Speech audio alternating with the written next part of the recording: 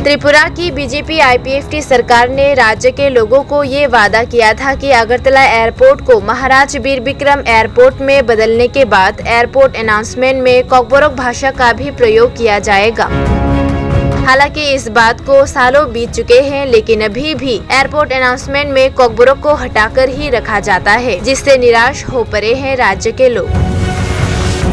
आज गुरुवार को यूथ त्रिपुरा फेडरेशन की ओर से उत्तर पूर्व भारत त्रिपुरा के अगरतला एयरपोर्ट यानी MBB एयरपोर्ट में Maharaja Bir Bikram airport director IAP Kailash Chandra Meena को 2 मांगों के साथ एक अनुरोध ज्ञापन सौंपा गया। मांगों में से एक, महाराज वीर विक्रम एयरपोर्ट पर इंग्लिश, हिंदी और बंगाली से अनाउंसमेंट किया जाता है, मगर कोकबोरोक भाषा का प्रयोग एयरपोर्ट अनाउंसमेंट पर नहीं किया जाता।